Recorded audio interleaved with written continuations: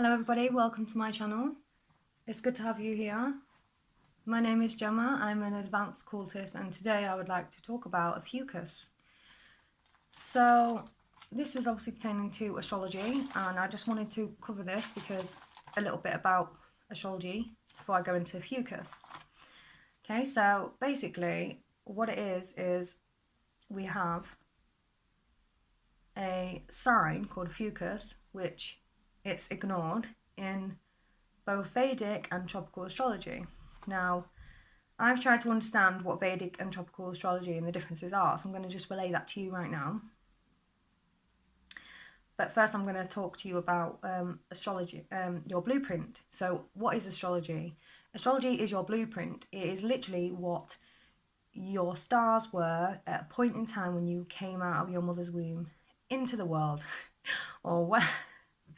Okay, so basically that point in time when you were born, that indicated that you had certain planets in certain houses and in certain constellation groups in the stars. Okay, so this is bringing it down. Obviously this is now then your blueprint, and so it is like a mirage in going through you and coming out of you, and this is basically what makes up your blueprint and the representation that you bring out into this world, and also what events may happen to you within the world and what you have to learn, things that you may come across learning in this lifetime. Okay, so the difference between Vedic and tropical astrology would be that the focus is on the stars above, which is Vedic astrology.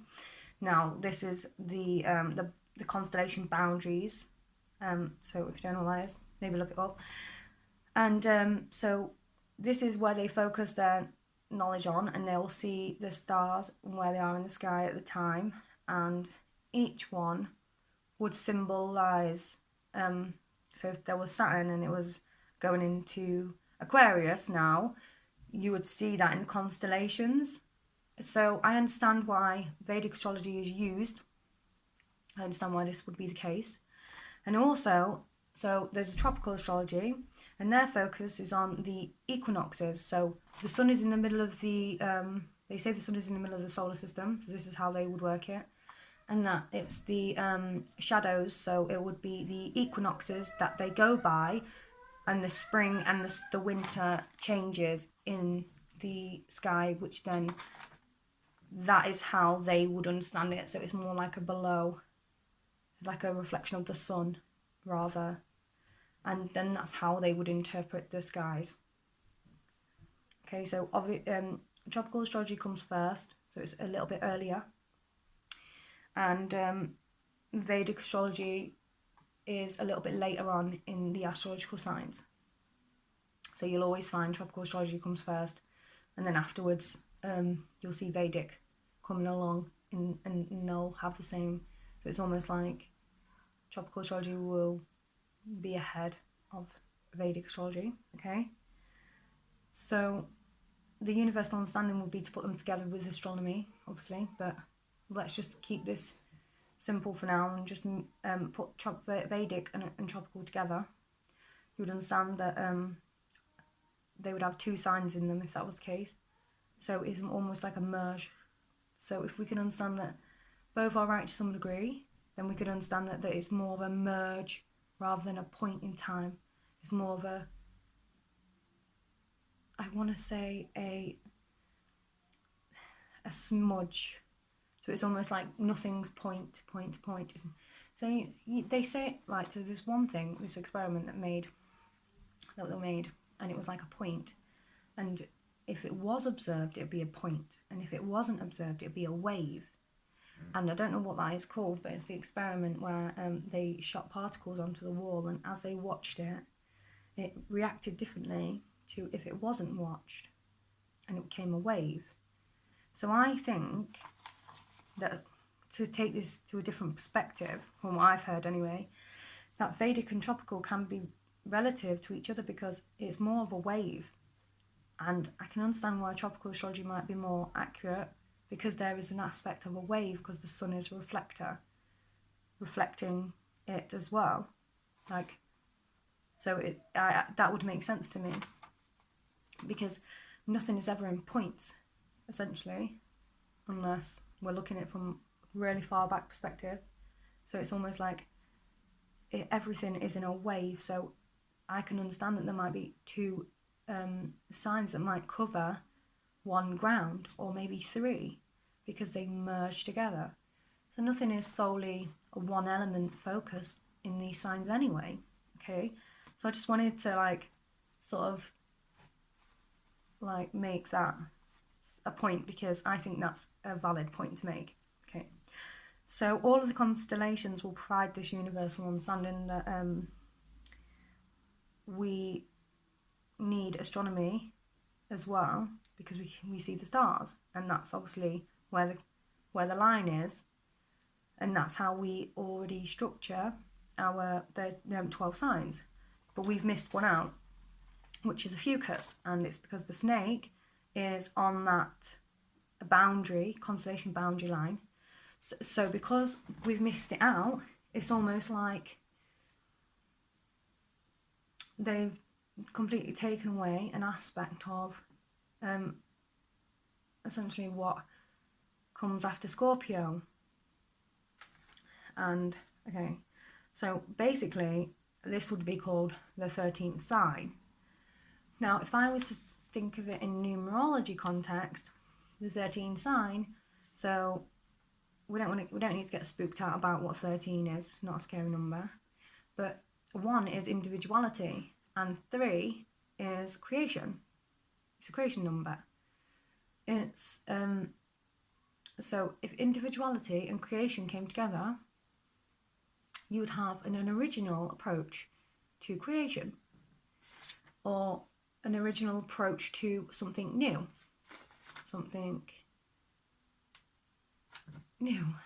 Okay, so if we are to be like intelligent about this, I guess we could say that it actually makes 4 as well, which is stability. Okay, so we've got 1, which is individuality, 3, which is creation, and then 4, which is stability. So it's almost like a healing energy. It's almost like an original idea to something healing, because it's a 4, it's about stability. Okay, so now I want to talk a little bit about following on from the 13 numerology to the tarot card. And the reason why is because, interestingly, it has number 13 on it. So this is the closest thing I can get to a tarot card. That's all I've got at the minute. So this is the Light Seers Tarot.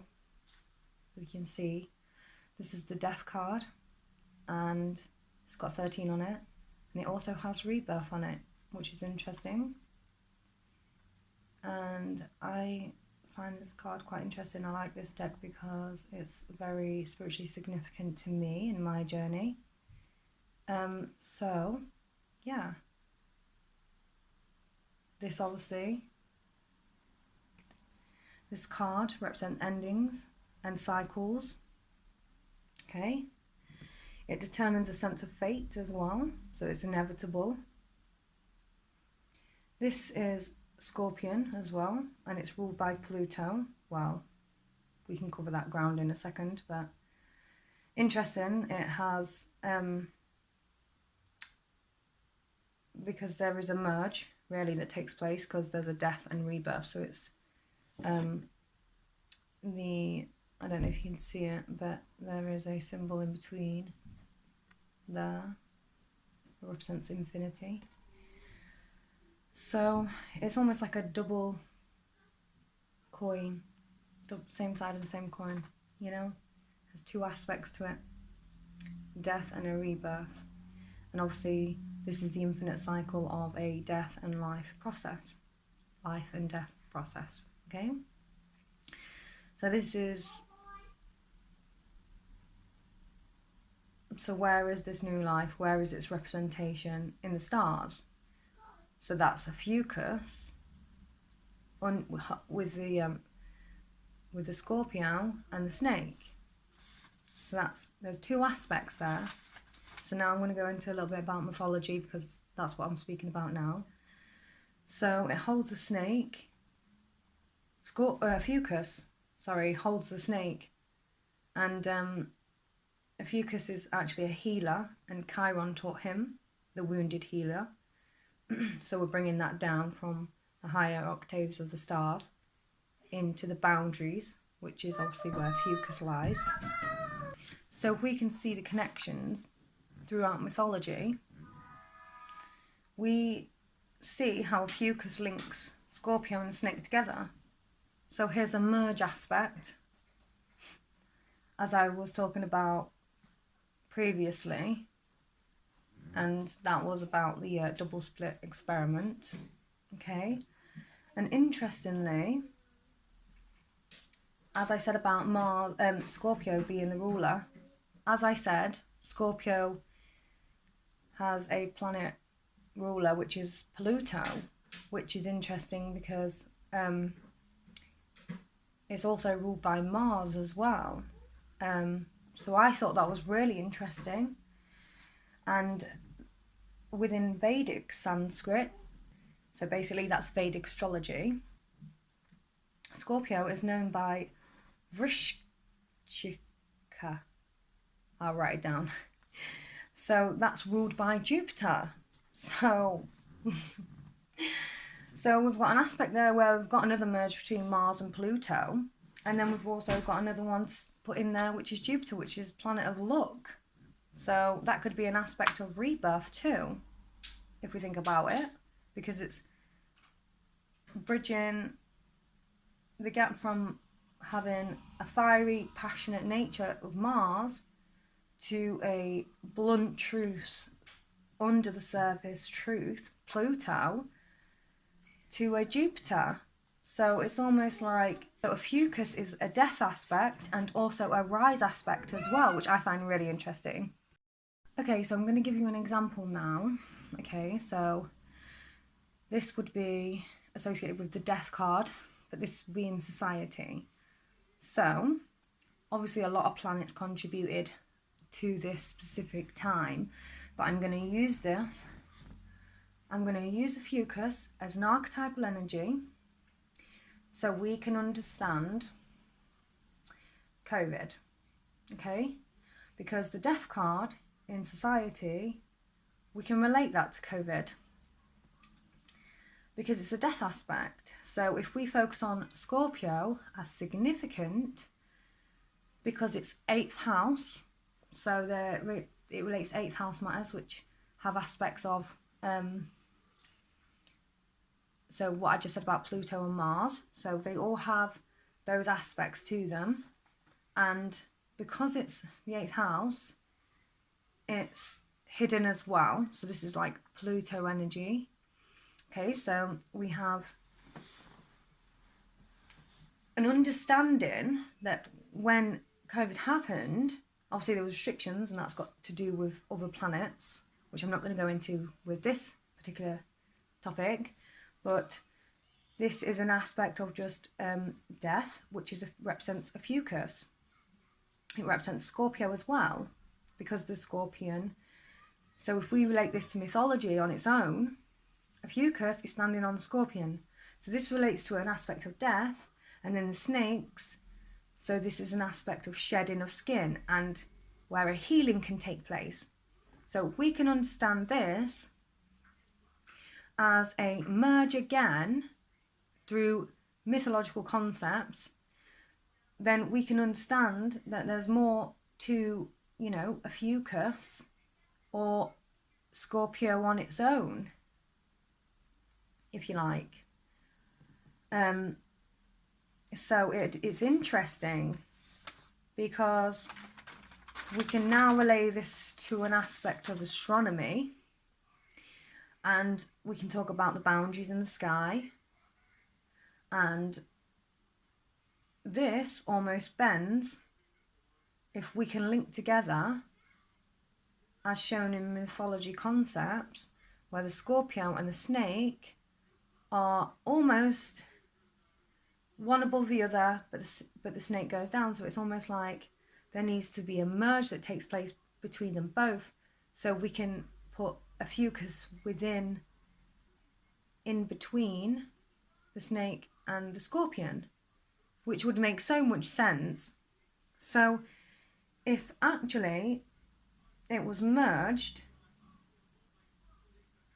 the constellations to draw the lines, it would fill in the gap that's been missing, that's contributed largely to the fears associated with a death aspect, because after death there's always a rebirth. Okay? Even after this life, okay, we go on, you know?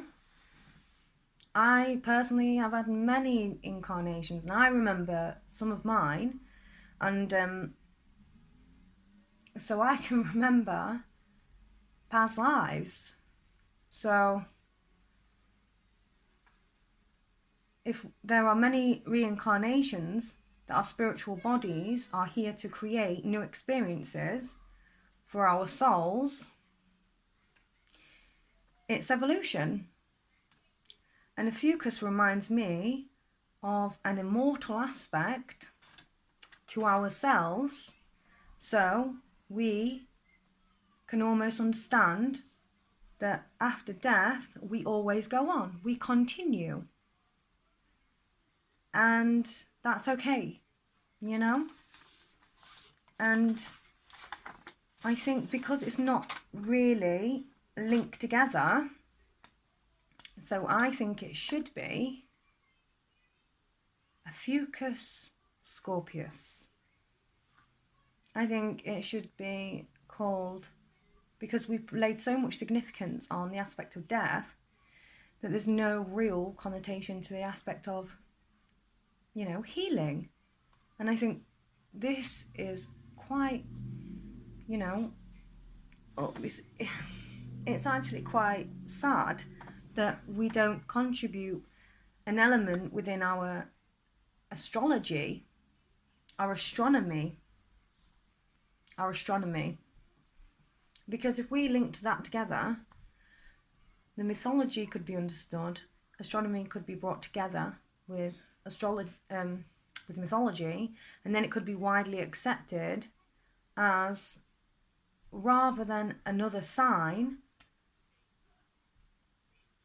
but rather accept that there may be a merge that could take place there, an Ophiuchus Scorpius, and people to make obviously aware that this is a very significant part of, you know, if somebody had their sun sign in Ophiuchus, well, you know, they're contributing a lot to society in a healing way, I guess.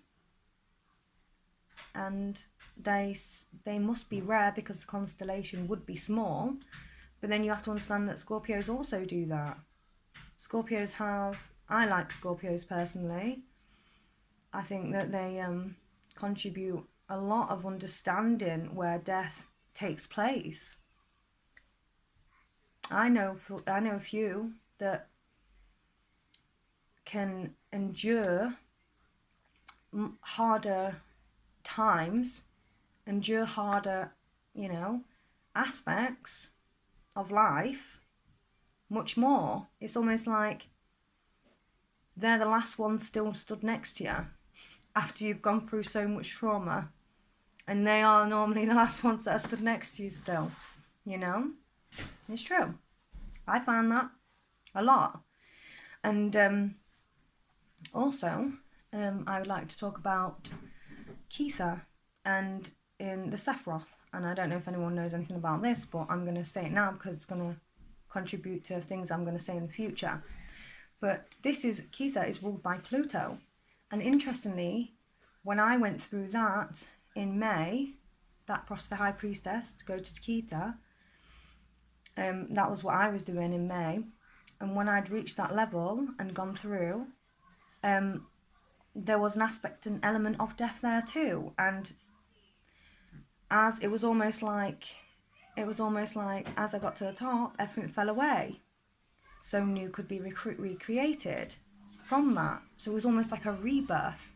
There was an aspect of death, and then there was an aspect of rebirth, and I experienced this in 2020. And obviously there's a lot of contributions there that where I can personally relate to Ophiuchus Scorpius. So from now on I'm going to call it Ophiuchus Scorpius. because I think it deserves the title of a healer too. A Scorpion, a Scorpio, you know, has the ability to take away, and also bring a healing aspect. And obviously a Scorpio, like I just said in the past, Scorpios are very strong people. So just to finish it off, fast forward 2 years, obviously I've had a lot to deal with in my personal life after all this fell away, and I imagine everyone else did as well. But just as a generalisation, the 10th house Ophiuchus, I think that should be in that sign. I think it should be there because because it was because of the COVID. I think that Ophiuchus should be put in because why not? It's up there in the stars. You know, there's a mythological concept to it as well. I think it bleeds a little bit into the occults, and it can take away the fear-mongering as well. Number 13, snakes as well, because snakes represent rebirth. They're not necessarily bad, it's just a shedding of skin. So if you just understand snakes not in a way of people being slithery and slimy, because they're not really actually slimy, are they? They're dry. So let's be honest about this. Like, it is about rebirth, and Ophiuchus is about medicine. So there's a big representation there about what, you know, he can represent in the world, and I think it could take away a lot of this fear-mongering as well, and it can also prepare people, you know, for what may be to come in their own signs.